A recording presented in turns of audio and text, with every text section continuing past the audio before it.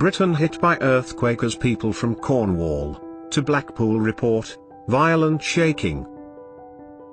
An earthquake has hit Britain this afternoon, with people from Cornwall to Blackpool reporting violent shaking.